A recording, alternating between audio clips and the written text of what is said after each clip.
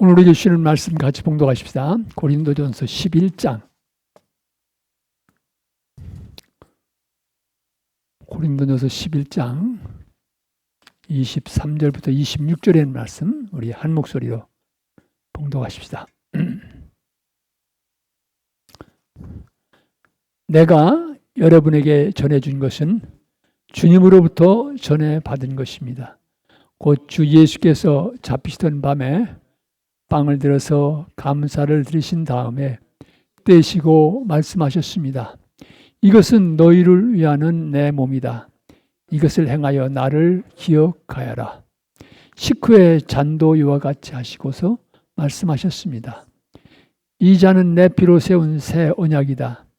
너희가 마실 때마다 이것을 행하여 나를 기억하여라. 그러므로 여러분이 이 빵을 먹고 이 잔을 마실 때마다 주님의 죽으심을 그가 오실 때까지 선포하는 것입니다. 오늘 우리에게 주시는 하나님의 말씀입니다. 말씀을 주신 주님께 감사드립니다. 사랑하는 성도 여러분, 한 주간 평안하셨습니까? 또 이렇게 반갑게 뵙고 또 마음을 모아서 하나님 앞에 예배드리게 된 것 참 감사한 일입니다. 한국에서는 이제 가을의 대명절인 추석이 내일이에요. 사실은 월요일인데 10월 3일이 개천절인데 이 공휴일이지 않습니까? 근데 개천절이 금요일이다가 보니까 금요일 날 쉬고 토요일 날 쉬고 뭐 연휴가 계속되는 거예요. 그래서 아주 큰 명절이 됐는데 사실 미국에 살면서 추석은 별로 잊어버리고 살았습니다. 생각을 안 했는데 이 한국인 그로서리가 많이 생기면서 추석 세일 뭐 이러다가 보니까 은근히 이제 추석 기분이 이제 조금씩 퍼져가는 것 같아요. 오늘 우리도 이제 추석 기분을 내기 위해서 아마 열심히 친교를 준비해서 송편도 먹을 수 있을 것 같아요. 금년 추석에 송편을 먹겠나 했는데 잘 먹을 수 있을 것 같습니다. 여러분 너무 많이 한 분이 너무 많이 잡수면 안 돼요. 제한 됐으니까요. 오늘 이렇게 함께 모여서 예배 드리신 여러분 한 분 한 분 또 이제 예배가 끝나고 나면 영상이 바로 올라가는데 이 영상을 통해서 설교 말씀에 귀를 기울이실 여러분들께 우리 주님께서 주시는 은혜와 평강이 충만하게 임하시기를 진심으로 기원합니다. 오늘은 전 세계의 교회들이 세계 성찬주일로 지키는 그런 날입니다. 성찬주일은 1933년에 미국 장로교회의 휴 커라는 목사님이 이 그리스도 안에서 교회 하나됨과 연대성을 다짐하기 위해서 시작을 했는데 이 성찬주일이 세계 성찬주일이 뭐 캐톨릭과 정교회를 포함해서 이렇게 널리 퍼져가게 된 것은 1982년에 페루의 리마라고 하는 곳에서 이 세계 교회 협의회 신앙과 직제위원회에서 교회 하나됨을 연구하다가 나온 다큐멘터가 하나 있습니다. 이 뭐냐면은 Baptism, Eucharist and Ministry, 세례, 성찬 그리고 목회, 이 세 중요한 영역에 대해서 신학자들이 모여서 논의하고 한 다음에 거기서 나온 하나의 다큐멘터가 있습니다. 그것이 채택되어지면서 교회 하나됨을 향한 그런 스피릿이 이렇게 강조되어지면서 전 세계의 교회들로 이것이 퍼져갔습니다. 그래서 10월 5일이면은 세계 성찬주일로 교회들이 지키고 있습니다. 오늘 우리는 매월 첫 주일에 성찬을 행하지만은 특별히 오늘 주일은 세계 성찬주일이고 해서 이 성찬의 의미에 대해서 조금 더 말씀을 드리려고 합니다. 여러분 교회의 역사와 예배에서 성례전, 사크라멘트라고 하는 것은 아주 중요한 의미를 가졌습니다. 사크라멘트, 성례가 무엇인가 얘기할 때 일반적으로 얘기하는 것은 보이지 않는 내적인 하나님의 은혜의 외적인 보이는 사인이다 이런 얘기를 합니다. Visible outward sign of invisible inward grace. 우리 안에 임한 하나님의 은혜가 보이질 않는데 이 은혜가 이 세례면은 물, 또 성찬이면 빵과 포도즙을 통해서 우리에게 임한다고 하는 것이죠. 그래서 이 성례를 통해서 우리는 하나님의 은혜를 체험하는 귀한 역사들을 경험하게 됩니다. 이 교회 역사에서 은혜를 받는 통로는 크게 두 가지가 있었습니다. 하나는 뭐냐면 하나님의 말씀입니다. 또 하나는 이 성례입니다. 성례전. 근데 천주교회는 성례전 쪽을 강조했습니다. 그래서 요한 23세인가 유명한 교황이 개혁운동을 하기 전에는 신부님들이 미사를 집전할 때는 라틴어로 했어요. 알아듣든지 말든지 상관이 없어요. 라틴어로 집례를 했습니다. 근데 이제는 다 그 나라의 말로 이제 하게 되지요. 그래서 이 중요한 캐톨릭 신앙인들이 중요한 것은 영성체입니다. 성찬에 참여하고 주님의 몸과 피를 받는 것. 이게 중요하지요. 근데 개신교는 이 성례전보다는 하나님의 말씀 속에 역점을 두었습니다. 그래서 이 개신교 가운데는 성찬을 그렇게 자주 안 하고 1년에 한두 차례 정도 하는 그런 교회들도 있는 걸 볼 수 있습니다. 그런데 이 예배 갱신 운동이 일어나면서 캐톨릭에서는 설교 쪽으로 많이 다가오고, 캐톨릭에서는 강론이라고 하죠. 그 다음에 개신교에서는 성만찬 쪽으로 가까이 다가왔습니다. 그래서 우리 감리교회 가운데도 매주일 성찬 예식을 하는 교회가 있습니다. 우리 강호 목사님 섬기시는 스미스 셰프는 지금도 매주일 성찬 예식을 해요. 또 이 교회는 침례교회인데도 그 예식이 그렇게 이제 포멀한 예식을 따르지 않지만 매주 원하는 분들은 성찬 참여할 수 있도록 그렇게 초청하고 있습니다. 캐톨릭에서는 이 성례라고 하는 것이 7가지가 있습니다. 그래서 보면은 세례, 그 다음에 입교하는 견진이라고 하는 것, 그 다음에 성찬, 고해성사 하는 거 있죠. 신부님 앞에. 그 다음에 결혼, 혼인성사가 있습니다. 그리고 성품, 병자성사 이렇게 7가지가 있습니다. 그런데 개신교회는 개신교회 운동의 가장 기본적인 원칙이 뭡니까? 오직 성소로만입니다. 그래서 이 성례도 성경에 분명히 나타나 있고 주님께서 행하셨고 주님께서 행하라고 명하신 것, 성경적인 것과 분명한 것만 성례로 인정을 했습니다. 그래서 2가지지요. 하나는 세례고 하나는 성만찬입니다. 세례는 주님께서 받으셨고 땅 끝까지 나가서 제자를 삼며 세례를 주라고 말씀하셨죠. 또 예수님께서 제자들과 마지막 만찬하시고 이 성찬을 제정하시고 이 일을 행하여 나를 기억하라, 기념하라 말씀하셨습니다. 주님께서 행하라고 명하신 것은 이 2가지입니다. 그래서 개신교 신앙 전통에서는 세례와 이 성만찬, 성찬을 성례전으로 받아들이고 있습니다. 여러분, 오늘 우리가 함께 봉독한 이 말씀, 고린도전서 11장의 말씀은 이 성찬에 대한 성경적인 근거를 분명히 우리에게 보여주고 있습니다. 고린도전서 11장 21절 말씀 속에 사도 바울은 내가 여러분에게 전해준 것은 우리 주님께로부터 받은 것이다, 그렇게 말하고 있습니다. 성경을 연구하는 학자들은 바울이 직접 주님 밑에서 배운 것은 없기 때문에 아마도 예수님을 직접 따라다니고 배웠던 제자들에게서 주님의 말씀으로 받은 것으로 그렇게 이해를 합니다. 바로 이 말씀 속에서 바울이 받은 것, 교회의 중요한 전승으로 받은 것은 마태, 마가, 누가복음서에 나타나는 예수님께서 마지막 만찬하시면서 성찬을 제정한 이야기입니다. 그래서 제자들과 마지막 만찬을 하시면서 빵은 우리를 위해 주시는 주님의 몸이다. 또 포도주는 너희를 위해 흘리는 새로운 언약의 피다. 이렇게 말씀하시면서 이 일을 행하여 나를 기억하라, 이렇게 말씀하셨습니다. 이 말씀에 따라서 2000년 교회 역사에서 복음이 전파되는 곳마다 또 예배를 드릴 때 이 성례전이 행해온 것을 우리는 기억하고 있습니다. 우리도 21세기 살아가는 우리도 그 말씀에 의지해서 오늘 이곳에서 성례전을 행하게 되는 것입니다. 여러분, 주님께서 빵과 포도즙을 받을 때마다 나를 기억하라고 말씀하셨는데, Remember me 말씀하셨는데, 이 말씀의 의미를 우리 조금 더 깊이 생각해 보십시다. 성찬을 받을 때마다 나를 기억하라고 하는 말씀은 무엇을 기록하는 말씀입니까?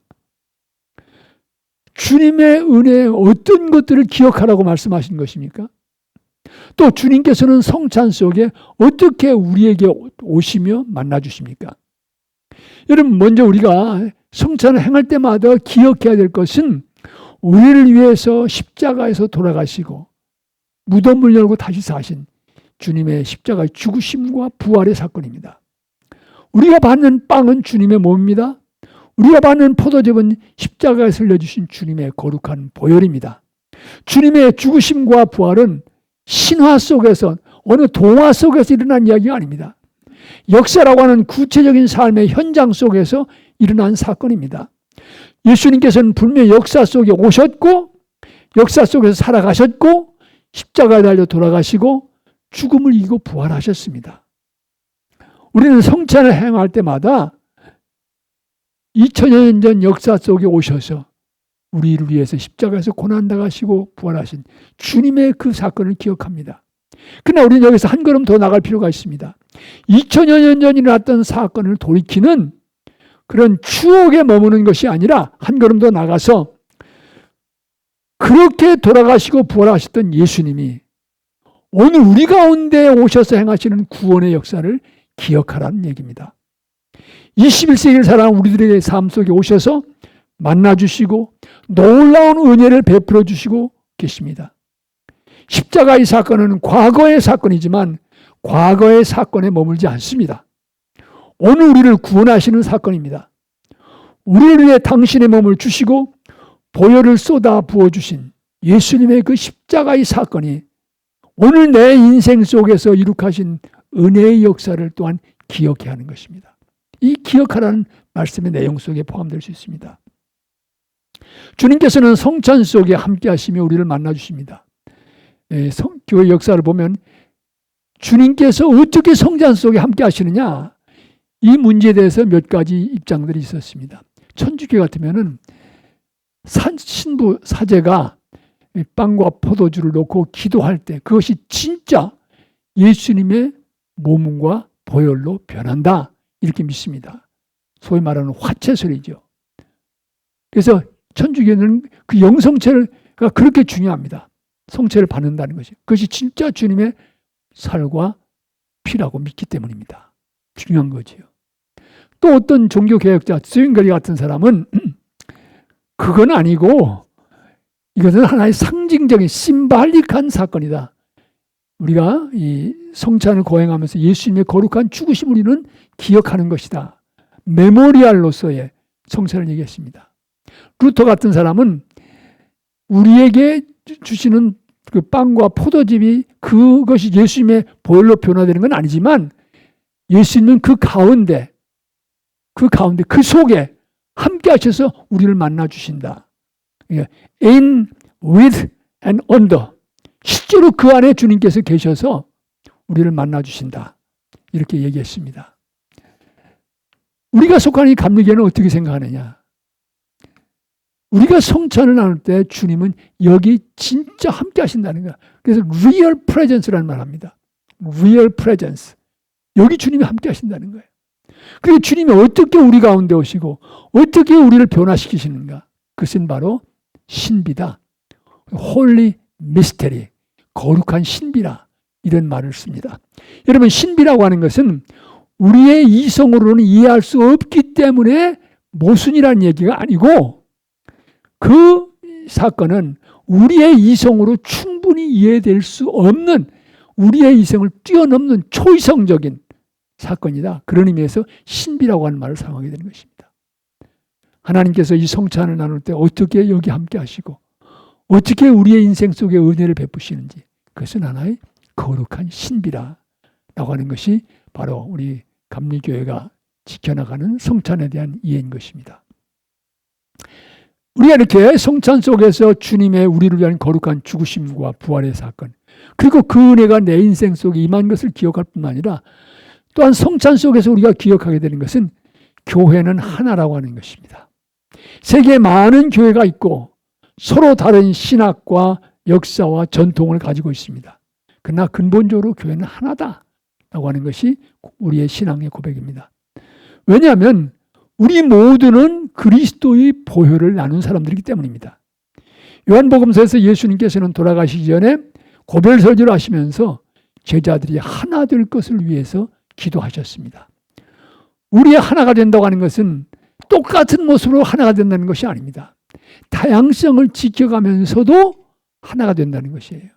그래서 uniformity, 똑같은 형태의 하나됨이 아니고 unity in diversity, 다양성 속에서 하나가 되는 것을 뜻한다. 이렇게 말할 수 있습니다. 여러분, 이것은 교회라고 하는 공동체 안에서도 마찬가지입니다.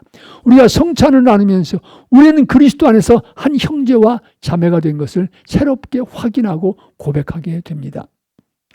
성찬 예식을 공할 때마다 한 피바다, 한 몸이론 형제와 자매라고 하는 것을 우리는 확인하고 다짐하게 됩니다. 모두가 똑같지 않습니다. 여러분, 우리 적은 교인들이 모였을 때 여기 보면 다 다양한 배경, 다양한 성격, 다양한 신앙의 모습들을 가지고 있습니다. 그렇지만 우리는 이 다양성을 안고 함께 모이는 것입니다. 함께 모여 주님의 살과 피를 나눌 때마다 우리는 예수님의 보혈과 그 몸으로 말미암아 하나가 되는 형제와 자매다. 교회의 하나됨, 성도들의 하나됨을 다시 확인하고 기억하게 됩니다. 또 한 가지 성찬을 받으면서 우리가 주님의 은혜로 기억하게 되는 것은, 이 성찬은 영원한 하나님의 나라에서 우리가 참여하게 될 하나님 나라의 잔치의 예고편이라고 하는 사실입니다. 우리는 역사가 완성되는 그때, 주님께서 다시 오시는 그때 참여하게 될 영원한 하나님 나라의 잔치를 희망하고 또 기대합니다. 성찬의 테이블은 바로 주님께서 주인이 되신 테이블입니다. 그러기에 이 주님의 테이블에 우리가 함께 참여한다는 것은 그때 영원한 하나님 나라에서 참여할 잔치 자리를 미리 맛보는 것입니다. 그게 제가 예고편이라는 말씀을 드렸어요. 이 땅에서 우리가 하나 되고 이 땅에서 하나님의 은혜를 서로 찬양하며 마음을 나누지 못한다면 하나님 나라의 잔치 자리에 우리가 갈 수 있겠나? 이런 생각들을 해보게 되는 것입니다. 그때 주님의 나라가 임할 때 우리 모두 주님의 식탁 앞으로 모일 것입니다. 그 식탁에 둘러앉아서 영광과 찬송을 우리 주님께 드리게 될 것입니다.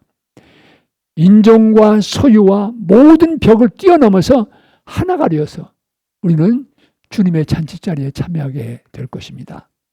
그 기쁨의 잔치를 우리는 성찬을 받으면서 확인하고 기다리고 감사하게 되는 것입니다. 오늘 이 성찬의 의미를 좀 다루다가 보니까 딱딱한 말씀을 좀 드린 것 같습니다. 중요한 것은 우리가 성찬에 참여할 때 이것은 그냥 한 달에 한 번 하는 행사다, 그게 아니고 주님의 거룩한 죽으심과 부활을 나눌 때마다, 기억할 때마다 여기 주님이 함께 하신다. 여기 주님이 함께 하셔서 우리에게 은혜를 베풀어 주신다. 라고 하는 사실입니다. 한 달에 한 번 가는 종교의식이라고 하는 차원을 넘어서야 합니다.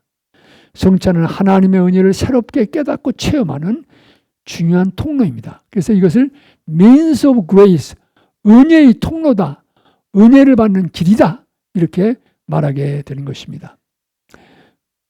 웨슬리, 감리교 운동을 시작한 존 웨슬리는 성찬을 통해서 우리의 믿음이 깨어나고 거룩함을 향해 자라갈 수 있다 사실을 강조했습니다. 그래서 우리 감리교회는 이 성찬의 통로는 활짝 열려져야 된다. 그래서 소위 말하는 오픈 커뮤니언, 열린 성찬식을 거행합니다. 무슨 말인가 하니, 이 캐톨릭 같은 데는 캐톨릭 교인으로 고백된 사람만이, 준비된 사람만이 성찬에 참여할 수 있습니다. 제가 가도, 목사인 제가 가도 성찬에 참석 못해요. 왜냐하면 거기 뭐라고 하냐면 성찬에 대해서 다른 이해를 가지고 있는 분들을 삼가해달라고 거기에 나와 있어요. 예식서에 보면. 그래서 열려있지 않습니다. 재밌는 것은 이 한인 성당을 지으신 제가 아는 장로님 한 분이 그 이제 헌당 예배를 드릴 적에 가서 이제 그 줄을 서는데 그 와싱턴 지역 추기경 줄에 섰더라면 모르고 줄에 섰을 텐데 그 본당 신부님 줄에 섰단 말이에요. 그러니까 가니까 신부님이 죄송합니다. 그리고 성찬을 못 받으셨어요. 그러니까 이제 그런 캐톨릭적인 전통이 있는 것입니다. 그리고 여러분 장로교 같은 데서는 세례 받은 사람만 성찬을 받지 않습니까? 그런데 이 감리교 전통에서는 누구든지, 그러나 하나님을 사랑하고 믿음 안에서 회개하고 새로운 삶을 살기를 원하는 사람은 세례를 받았든지 안 받든 누구나 주님 앞에 나올 수 있다. 오픈 커뮤니언을 말합니다. 이 테이블은 바로 주님의 테이블이기 때문에. 제가 그 예배학을 공부할 때 신학기 교수님이 하신 말씀이 생각해요. 이 성찬을 받는 분들 가운데 나는 성찬 주님의 몸과 피를 받을 자격이 없어. 준비가 안 됐어. 나는 오늘 사양해야 되겠다 생각해요. 그런 사람이야말로 받아야 된다는 거예요. 왜? 이 성찬이 주님의 은혜가 임하는 채널이 되기 때문에 은혜를 사모하는 사람은 은혜가 필요한 사람들은 다 주님의 식탁에 나와야 된다 말씀하신 것이 기억이 납니다. 그리고 이 존 웨슬리는 성탄에 자주 참여하라고 그랬어요. frequent communion 혹은 constant communion 이런 말씀을 했습니다. 그래서 개신교 전통에서는 이 성찬을 행하는 횟수가 많이 약해졌어요. 한국에서는 특별히 지금은 많이 달라졌습니다만은 1년에 한 번이나 두 번, 세 번 정도 부활절이나 그 성탄절 즈음에서 그렇게 했는데요. 제가 이제 공부를 하면서 이 성찬이 하나님께서 은혜를 주시는 거라면 자주 해야 되겠다. 그래서 이제 이 성찬에 대한 설교를 하고 왜 자주 해야 되는지 설교를 하고 다음 달부터 한 달에 한 번 매월 첫 주를 하겠습니다. 그리고 이제 광고를 하고 시작을 했습니다. 그랬더니 몇 달이 지나면 우리 권사님께서 정색을 하고 저를 찾아오셨어요. 한국의 유명한 장로계 출신 권사님이신데 저를 찾아와서 조용히 하시면 목사님 성찬식 그렇게 자주 하는 거 아닙니다. 그러시더라고요. 그래서 권사님 염려하시는 거 알겠는데요. 이 성찬이 하나님께서 우리가 은혜를 주시는 길이라면 자주 해야지요. 주님 사모하면서 받아야지요. 이런 말씀을 드린 적이 있습니다. 주님은 오늘 이 성찬 속에 오셔서 우리를 만나주시고 우리에게 은혜를 주십니다. 우리가 이 기대를 갖고 이 이해를 갖고 성경적인 이해를 가지고 주님의 식탁에 나올 필요가 있습니다. 성찬을 받으면서 믿음 생활을 바로 하게 되면 성찬을 받을 때마다 새로운 은혜의 세계가 열려지는 것을 경험하게 됩니다. 여러분 제가 지난 8월 24일 날 그 사도행전 27장의 말씀을 근거로 아직 희망이 있습니다라는 설교를 하면서 마지막에 앤의 이야기를 소개해 드렸습니다. 어려서부터 가정에서도 학대를 받고 사랑을 받을까 해서 깽단에 들어갔는데 거기서도 집단 유린을 당하고 정말 희망이 없고 거기다가 원인을 알 수 없는 병이 생겨서 히프와 무릎에 염증이 생겨가지고 1년 이상을 침대에 누워서 살았던 그 여인. 수술을 받으려고 병원에 입원해서 혈액 검사를 해보니까 바로 그 에이즈를 일으키는 HIV 바이러스의 파지티브라고 하는 게 발견이 됐습니다. 더 이상 떨어질 나라가 없어요. 경제적인 어려움은 당하고. 그래서 이제 하도 어려운 상황이니까 의사가 목사님을 불러서 이 사실을 알린 거예요. 그 목사님이 이제 저희 감리교회 저와 함께 사역했던 그런 감리사님이십니다. 한없이 울고 통곡하는 이 애에게 할 얘기가 없는 거예요. 한참 시간 보낸 다음에 지난번에 말씀드렸지만 우리 성찬식 할까? 그때 애니 가만히 쳐다보다가 고개를 끄덕인 거예요. 그래서 그날 밤 목사님하고 애니 같이 앉아서 성찬식 하지 않았습니까? 수술이 끝나고 지나간 다음에 나중에 이제 애니 목사님이 그런 얘기를 했습니다. 그날 밤 성찬을 받을 때 저는 제 생에서 처음으로 내가 하나님의 사랑을 받고 있다는 사실을 깨달았습니다. 그 은혜를 깨달은 거예요. 성찬을 통해서. 저도 이제 신앙이 조금 이렇게 좀 변두리에서 사시던 이렇게 계시던 분인데 좋은 분이신데 부인은 굉장히 열심인데 아직도 깊이 있는 곳에 나가지 못했던 분인데 이분이 성찬식에 참여했는데 이 포도주를 받은 포도주에 빵을 찍으려고 했는데 포도주가 물로 보이는 거예요. 그래서 이상하다. 포도주가 떨어져서 물 하나? 그러고서 이제 받고 나온 거예요. 그러려니 하고 있었는데 부인에게 그 얘기했더니 깜짝 놀라서 당신 무슨 소리 하냐고. 포도주 비었다고. 이분이 거기서 하나님께서 나에게 사인을 주셨구나. 그런 깨달음을 갖게 됐어요. 성경에 물이 포도주로 변했다는 건 들어도 포도즙이 물로 변했다는 건 처음 들었어요. 근데 근데 그거 보면서 이게 하나님께서 내게 주신 사인이구나 이런 깨달음이 오면서 그분의 신앙에서 아주 중요한 계기가 되었던 것을 제가 알고 있습니다.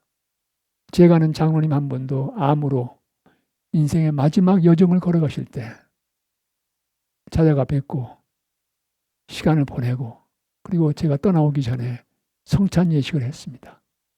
성찬을 받으시면서 비록 지금 아픔 속에 있지만 감사하시면서 찬양하시면서 삶의 마지막 걸음을 걸어가셨던 그 사실을 지금도 기억합니다. 이 성찬식은 그냥 해보는 게 아니고 하나님의 임재와 현존 앞에 나아가는 것입니다. 주님은 오늘도 우리에게 이런 은총의 역사를 이루어주신 것을 볼 수 있습니다. 인도에서 오랜 세월 복음을 전하셨던 스탠리 존스라고 하는 감리교의 유명한 선교사님이 계십니다. 이분이 그 간디하고도 아주 가까운 친구셨어요. 근데 그분의 데일리 디보셔널 묵상집을 매일 묵상집을 있다가 보니까 이런 얘기가 있었습니다. 하루는 힌두교도 한 사람이 선교사님을 찾아와서 이렇게 물었다고 합니다. 예수님께서 당신의 피 속에 들어오셨죠? 그래서 이거 참 귀한 말이다. 그래서 yes, 그렇습니다. 그러면서 예수님께서 내 온도 좀 더 높여주셨으면 좋겠습니다. 이런 이야기까지 하셨다고 하면서 그 얘기를 읽으면서 그렇지, 성찬을 받는다고 하는 것은 예수님의 보혈이 우리 몸속에 임하는 거 아닙니까? 우리의 인생 속에 임하는 것 아닙니까? 우리의 교회 안에 임하는 것이지요. 예수님은 우리의 삶 속에 오셨습니다. 우리 몸 안에 오늘도 주님의 살과 피를 상징하는 빵과 포도를 받으면서 들어오십니다. 생명 안에 오십니다. 특별히 주님의 살과 피를 나누는 성찬 속에 주님은 오고 계십니다. 사랑하는 성도 여러분, 오늘 우리는 세계의 많은 교회들과 함께 성찬 예식을 갖습니다. 주님의 은혜를 사모하는 마음을 안고 믿음으로 주님 앞에 나오시기 바랍니다. 주님께서는 참으로 주님의 거룩한 보혈과 몸을 나누는 이 자리, 이 시간 함께 하십니다. 성찬을 받으시면서 거룩한 주님의 죽으심과 부활을 우리 기억하십시다. 그 은혜로 오늘 우리가 여기 있음을 또한 기억하십시다. 우리는 또한 한 피바다 한 몸이는 형제와 자매인 것을 기억하시면서 우리는 다 함께 영원한 하나님 나라의 잔치에 참여할 것을 기대하면서 주님의 식탁에 나오시기를 바랍니다. 우리 주님께서는 팔 벌려 여러분을 맞아주실 것입니다. 가슴을 열고 여러분을 받아주실 것입니다. 참으로 감사한 일입니다. 참으로 감사한 일입니다. 아멘. 예, 우리 주님께서 우리를 향해 행하신 역사를 다시 한번 찬송 속에서 돌이켜보고 싶습니다. 찬송가 171장